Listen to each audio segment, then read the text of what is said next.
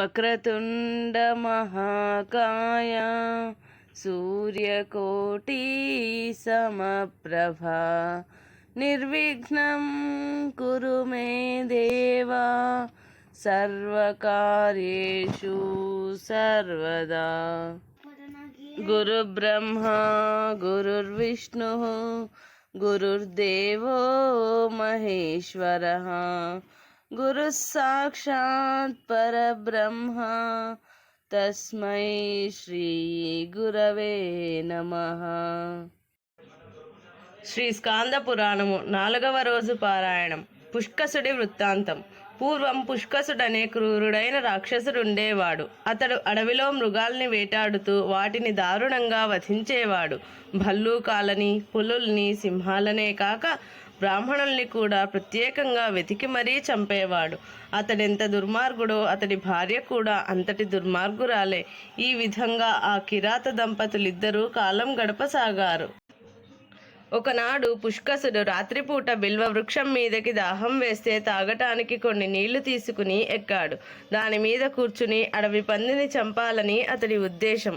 చేతిలో విల్లు, బాణాలు పట్టుకుని పంది రాక కోసం ఎదురు చూస్తున్నాడు. అది మాఘ కృష్ణ చతుర్దశి. పందిని ఎలాగైనా చంపాలని రాత్రంతా మేలుకునే ఉన్నాడు పుష్కసుడు. పంది ఎంతకీ రాకపోవటంతో అసహనంగా ఆ చెట్టుకున్న బిల్వపత్రాన్ని తెంచి క్రింద పడేయటం మొదలుపెట్టాడు. అలాగే దాహం కోసం తెచ్చుకున్న నీళ్లని కొద్దిగా తాగి పుక్కిలించి క్రిందికి ఊశాడు. విధివశాత్తు ఆ కిరాతుడు విసిరిన బిల్వాలు, ఊసిన నీళ్లు ఆ చెట్టు క్రిందే ఒక పక్కగా ఉన్న శివలింగం మీద పడ్డాయి. అలా అతడు తనకి తెలియకుండానే మాఘ కృష్ణ చతుర్దశి నాడు శివపూజ చేశాడు. ఇక ఎంతకీ పంది రాకపోయేసరికి బాగా విసుగొచ్చి చెట్టు దిగి క్రిందికొచ్చాడు. అక్కడికి దగ్గరలో ఉన్న మడుగు దగ్గరికెళ్ళి అందులో ఉన్న చేపల్ని పట్టి చంపటం ప్రారంభించాడు. పుష్కసుడి భార్య ఘనోదరి. ఆమె దుష్టురాలు, పరద్రవ్యాల్ని అపహరించే దుష్టగుణం కలిగింది. భర్త కోసం ఎదురు చూస్తూ ఇంటి దగ్గరున్నది. ఎంతసేపటికి పుష్కసుడు రాలేదు. ఆమెకి కొద్దిగా ఆందోళన కలిగింది. తనలో, అయ్యో, రాత్రి అప్పుడే 2 జాములు గడిచిపోయింది, అంతా చీకటిగా ఉంది, వేట కోసం వెళ్ళిన నా భర్త ఇంకా రాలేదేమిటి? అతడితో వెళ్ళిన వేటగాళ్లంతా ఇళ్ళకి తిరిగి వచ్చేశారే. ఒకవేళ వేటాడేటప్పుడు ఏ సింహమో పులో అతన్ని చంపేసిందా? లేదా పాముల తల మీద మణులు హరిస్తూ వాటి కాటుకి గురయ్యాడా? తేనె కోసం చెట్టెక్కి కాలు జారి క్రిందేమైనా పడిపోయాడా? ఏం జరిగుంటుంది అని పరిపరి విధాలుగా ఆలోచిస్తూ బాధపడసాగింది. ఇలా ఆ రాత్రంతా గడిచిపోయింది. మర్నాడు ఉదయం కిరాతుడు నిన్న రాత్రి మడుగులోంచి బయటకి తీసి చంపిన చేపల్ని తీసుకుని ఇంటికి బయలుదేరాడు. అప్పుడతడికి తన కోసం ఆహారాన్ని తీసుకుని వెతుకుతూ అడవిలోకొచ్చిన భార్య కనిపించింది. తన భర్తను చూడగానే ఆమెకెంతో ఆనందం కలిగింది. రామయ్య, రా, నేనెంత కంగారు పడ్డానో తెలుసా? నిన్న రాత్రంతా ఎక్కడున్నావు? నువ్వు రాలేదని నిన్నంతా నేను అన్నం కూడా తినలేదు. ఇదిగో అన్నం తీసుకొచ్చాను, ఇద్దరం స్నానం చేసి తిందాం పదా అన్నది. కిరాతుడు, అతడి భార్య ఇద్దరూ కలిసి అక్కడున్న చెరువులో స్నానం చేశారు. ఇద్దరూ కలిసి ఒక చెట్టు క్రింద కూర్చుని భోజనం చేయబోతున్నారు. వాళ్ళిద్దరూ కాస్త ఆదమరిచి ఉండగా ఒక కుక్క అక్కడికొచ్చి వాళ్ళు తెచ్చుకున్న అన్నమంతా తినేసింది. దాంతో కిరాతుడి భార్యకి చాలా కోపం వచ్చింది. పక్కనున్న కర్రతో ఆ కుక్కని కొట్టబోయింది. ఏమయ్యా, ఈ పాపిష్టి కుక్క మన అన్నాన్నంతా తినేసింది, ఇంక నువ్వేం తింటావు? నీకు యోగం లేదు, ఇలా ఆకలితో ఉండాల్సిందే అని నిష్ఠూరంగా అంది. భార్య మాటలు విని పుష్కసుడు ఆమెతో, సఖీ, ఆ కుక్క మన అన్నం తిన్నందుకు నాకు చాలా సంతోషంగా ఉంది. క్షణభంగురమైన ఈ శరీరాన్ని నిలుపుకోవటం వల్ల ఏం ప్రయోజనం ఉంది? ఒక్క పూట తినకపోతే ఏమీ కాదులే. నువ్వు అనవసరంగా ఆవేశపడకు, కోపం వీడి శాంతంగా ఉండు అని హితబోధ చేశాడు. ఆ విధంగా పుష్కసుడు తనకి తెలియకుండానే చతుర్దశి నాడు జాగారం చేసి శివరాత్రి వ్రతం వల్ల ఎలాంటి పుణ్యఫలం లభిస్తుందో దాన్ని పొందాడు. అమావాస్య రోజు 2 ఘడియలు దాటాక ఎన్నో శివగణాలు పుష్కసుడి దగ్గరకొచ్చాయి. అంతమంది శివగణాల్ని చూసి ఆశ్చర్యపోయి వారితో, అయ్యా, మీరంతా ఎవరు? అందరూ విభూతి రుద్రాక్షల్ని ధరించి కనిపిస్తున్నారు, ఎందుకిక్కడికొచ్చారు అని ప్రశ్నించాడు. పుష్కసుడితో రుద్రగణాలు ఇలా అన్నారు, కిరాత, పరమేశ్వరుడు పంపించగా మేమంతా ఇలా వచ్చాం.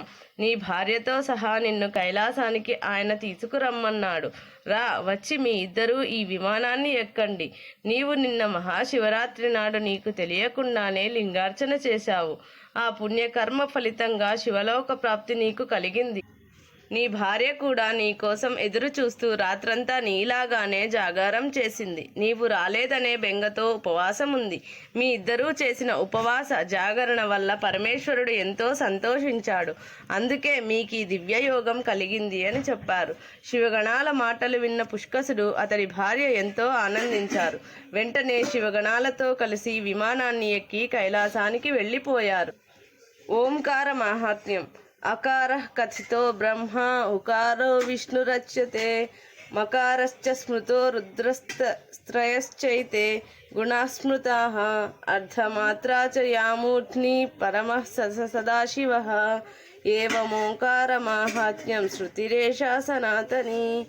ఓంకారం పరబ్రహ్మస్వరూపం. ఇందులో ఉన్న అకారం బ్రహ్మస్వరూపం కాగా ఉకారం విష్ణువు, మకారం రుద్ర. ఈ మూడు కలిసింది ఓంకారం. దీనికి పైనున్న అర్ధమాత్ర సదాశివుడు. ఇదే ఓంకార మహాత్మ్యం అని వేదాలు చెబుతున్నాయి. ఓంకారం గొప్పతనం గురించి వాస్తవంగా చెప్పాలంటే 1000 సంవత్సరాలైనా సాధ్యం కాదు. దాని మహిమని వివరించడం కోట్ల కొద్దీ గ్రంథాల వల్ల కూడా కాదు. అక్షర దేవతలు అక్షరాలలో ఆ నుంచి అహా వరకు ఉన్న 14 అక్షరాలు స్వయంభువ, స్వరోచిష, జేత్తమ, రైవత, తామస, చాక్షుష, వైవస్వత, సావర్ణి, బ్రహ్మ సావర్ణి, రుద్ర సావర్ణి, దక్ష సావర్ణి, ధర్మ సావర్ణి, రౌచ్యుడు, భీముడు అనే 14 మంది మనువులు.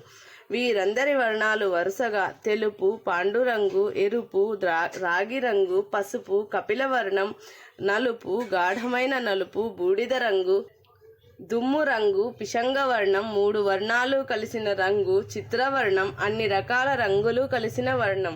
వైవస్వత మనువు అక్షరాలలో క్షాకారం, ఆయన వర్ణం నలుపు. కా నుంచి హా వరకు ఉన్న అక్షరాలు మొత్తం 33 మంది దేవతలు. కా నుంచి ఠా వరకు 12 మంది ఆదిత్యులు. ఆ 12 మంది ఎవరంటే ధాత, మిత్రుడు, అర్యముడు, శక్రుడు, వరుణుడు, అంశువు, గుడు, వివస్వంతుడు, పూష, సవిత, త్వష్ట, విష్ణువు అనేవారు. అక్షరాలలో డా నుంచి బా వరకు ఉన్న అక్షరాలు 11 రుద్రులు.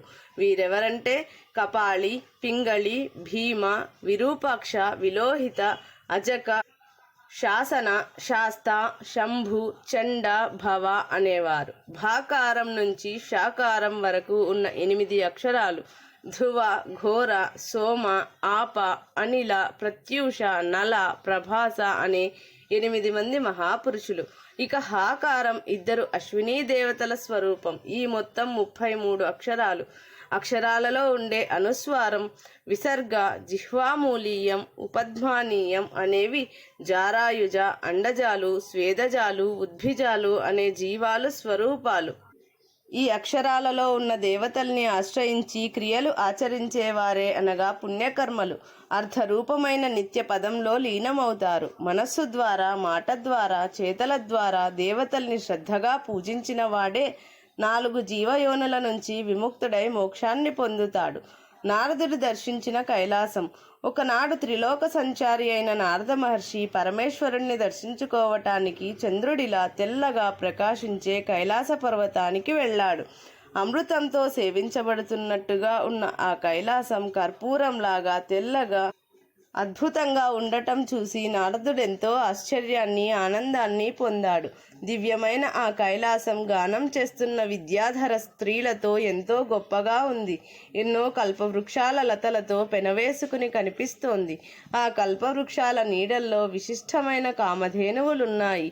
అక్కడున్న పారిజాత వృక్షాల పూల వాసనల్ని పీల్చాలని తుమ్మెదలు తిరుగుతున్నాయి. ఆ పర్వతం మీదనున్న సరస్సుల్లో కలహంసలు అందంగా సంచరిస్తున్నాయి. నెమళ్ళు అందంగా, ఆనందంగా కేకారావాలు చేస్తూ నర్తిస్తున్నాయి. మదించిన పక్షులు పంచమస్వరంతో అందంగా అరుస్తున్నాయి.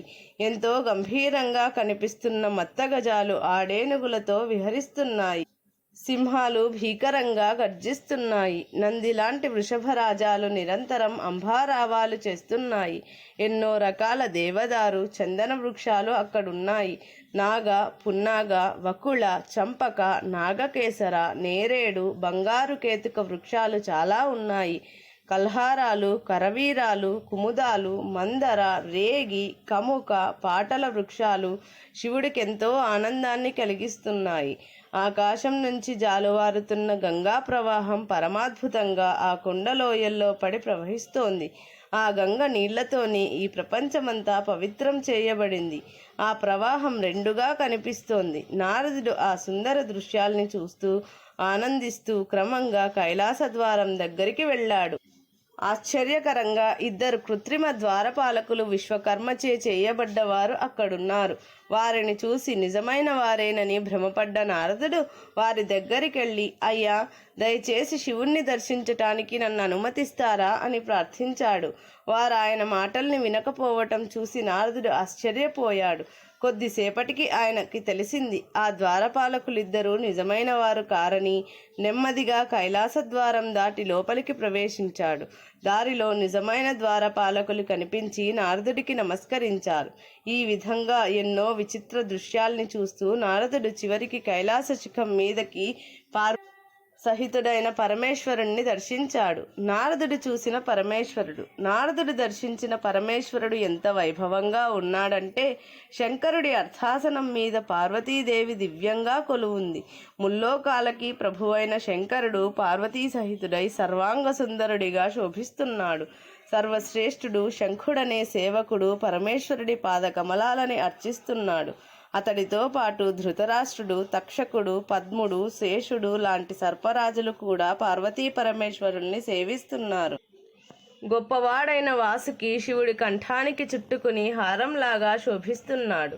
కంబళ, అశ్వతరాలనే నాగులు శివుడికి కర్ణాభరణాలుగా ఉన్నారు. మరికొన్ని జాతి సర్పాలు ఆయన జటాజూటంలో రేలాడుతున్నాయి. ఇంకా ఇతర జాతులకి చెందిన తక్షక, కులిక, శంఖ, పద్మ, సుదంభ, కరాళ తదితర విషసర్పాలు త్రిలోక పూజ్యుడైన శివుడికి అంగాలుగా మారాయి. ఈ సర్పాలలో కొన్ని ఒక పడగతో, మరికొన్ని 2 పడగలతో, ఇంకొన్ని 3, 4, 5 పడగలతో శోభిస్తున్నాయి. అలా సర్పాలంకార భూషితుడైన శంకరుణ్ణి నారదుడు దర్శించాడు. పరమేశ్వరుడు హారాలుగా ధరించిన సర్పాల తలల మీదున్న మణులు ఆయనకి భూషణాలుగా ప్రకాశిస్తున్నాయి. తల మీద అర్ధచంద్రుడు, నుదుటి మీద 3వ కంటితో ఎంతో సుందరంగా ఉన్నాడు శివుడు. ఆయన వక్షస్థలం, జఘనం ఎంతో విశాలంగా ఉన్నాయి. ఆయన దివ్య పాదాలు అందంగా విరాజిల్లుతున్నాయి. అలా విరాజిల్లే చరణాల్ని దర్శించాడు నారదుడు. పరమేశ్వర పాదాలు సాటిలేనివి. సంధ్యారాగ కాంతితో మంగళకరంగా ప్రకాశిస్తూ జనుల తాపాల్ని పోగొట్టేవి. అందరికీ సుఖాన్ని అందించేవి ఆ సుందర పాదాలు. ఆ విధంగా భగవంతుడికి ప్రీతిపాత్రుడైన నారద మహర్షి దివ్య తేజస్సుతో వెలిగిపోతున్న పార్వతీ పరమేశ్వరుల్ని దర్శించి భక్తిపూర్వకంగా నమస్కరించి, నతోస్మ్యహం దేవవశే యువాభ్యాం పరాత్పరాభ్యాం కళయాతదాపి దృష్ట్వా మయా దంపతి రాజమానే యౌబీజభూతే సచరాచరస్య. పార్వతీ పరమేశ్వరులారా, పరాత్పరులైన మీ ఇద్దరికీ నమస్కరిస్తున్నాను. ఈ చరాచర జగత్తుకి ఆది దంపతులైన మిమ్మల్ని దర్శించాను. జగత్తుకి మీరే తల్లిదండ్రులుగా గ్రహించాను. మీ దయ అపారం. ఇలా నారదుడు ప్రార్థించగా విని పార్వతీ పరమేశ్వరులు ఎంతో సంతోషించారు. బ్రాహ్మణులలో భేదాలు. శ్రీ మహావిష్ణువు ముఖం నుంచి ఆవిర్భవించిన బ్రాహ్మణులు 8 విభాగాలుగా విభాగించబడ్డారు. వారు చేసే క్రియాకలాపాలను బట్టి మాత్ర, బ్రాహ్మణ, శ్రోత్రియ, అనూచాన, భ్రూణ, ఋషికల్ప, ఋషి, ముని అని చెప్పబడ్డారు. మాత్రశ్చ బ్రాహ్మణశ్చైవ శ్రోత్రియశ్చ తతః పరం, అనూచానస్తథా భ్రూణ, ఋషికల్ప ఋషిర్మణిః. ఏతే హ్యష్టౌ సముద్దిష్ట బ్రాహ్మణాః ప్రథమం శ్రుతౌ, తేషాం పరః పరః శ్రేష్టో విద్యావృత్త విశేషతః. బ్రాహ్మణానాం కులే జాతో జాతిమాత్రో యదా భవేత్, అనుపేతః క్రియాహీనో మాత్ర ఇత్యభిధీయతే. ఏకోద్దేశ్యమతిక్రమ్య వేదస్యాచారవాన్ రుజుః స బ్రాహ్మణ ఇతి ప్రోక్తో నిభృతః సత్యవాగ్గృణి ఏకాం శాఖాం సకల్పాం చ షడ్భిరంగైరధీత్య చ షట్కర్మ నిరతో విప్రః శ్రోత్రియో నామ ధర్మవిత్ వేద వేదాంగ తత్వజ్ఞః శుద్ధాత్మా పాపవర్జితః శ్రేష్ఠః శ్రోత్రియవాన్ ప్రాజ్ఞః శుద్ధాత్మా పాపవర్జితః అనూచాన గుణోపేతో యజ్ఞస్వాధ్యాయ యంత్రితః భ్రూణ ఇత్యుచ్యతే శిష్టైః శేషభోజీ జితేంద్రియః వైదికం లౌకికం చైవ సర్వజ్ఞానమవాప్యయః ఆశ్రమస్థో వశీ నిత్యం ఋషికల్ప ఇతి స్మృతః ఊర్ధ్వరేత భవత్యగ్ర్యో నియతాశీన సంశయీ శాపానుగ్రహయోః శక్తః సత్యసంధో భవేదృషిః నివృత్తః సర్వతత్వజ్ఞః కామక్రోధ వివర్జితః ధ్యానస్థో నిష్క్రియో దాంతస్థుల్యం మృత్కాంచనో మునిః. మాతృడు బ్రాహ్మణ కులంలో పుట్టి కేవలం జాతి మాత్రం చేతనే బ్రాహ్మణుడిగా ఉంటూ ఉపనయనాది సంస్కారాలు లేకుండా సంచరించేవాడు మాతృడు అని చెప్పబడతాడు. బ్రాహ్మణుడు వేదంలో కనీసం ఒక భాగాన్నైనా పూర్తి చేసినవాడు, ఆచారాలు పాటించేవాడు, సత్ప్రవర్తన కలిగినవాడు, ఇంద్రియ నిగ్రహం కలిగి సత్యాన్నే పలికే దయాస్వరూపుడు బ్రాహ్మణుడని చెప్పబడతాడు. శ్రోత్రియుడు కల్పాలలో ఏదో ఒక శాఖని 6 వేదాంగాలతో సహా అధ్యయనం చేసినవాడు. యజనం, యాజనం, అధ్యయనం, అధ్యాపనం, దానం, ప్రతిగ్రహణం లాంటి షట్కర్మ నిరతుడు. ధర్మశాస్త్రాన్ని చక్కగా తెలిసినవాడు శ్రోత్రియుడని పిలువబడతాడు. అనూచానుడు వేదాంగాలని క్షుణ్ణంగా తెలుసుకున్నవాడు, నిర్మలమైనవాడు. ఇలాంటి పాపకర్మలు చేయని పరమ శ్రోత్రియుడైన వాణ్ణి అనూచానుడు అంటారు. భ్రూణుడు అనూచానుడికున్న గుణాలతో పాటు యజ్ఞ యాగాది క్రతువుల్ని చేసేవాడు, స్వాధ్యాయాన్ని నియమంగా చేసేవాడు, ఇంద్రియ నిగ్రహం కలిగినవాడు, శిష్టులు మిగిల్చిన దాన్నే భుజించేవాడు భ్రూణుడు అని పిలువబడతాడు. ఋషికల్పుడు వైదిక లౌకిక జ్ఞానాన్ని సంపూర్ణంగా పొందినవాడు, ఇంద్రియ నిగ్రహం కలిగి ఆశ్రమాలలో నివసించేవాడు ఋషికల్పుడు.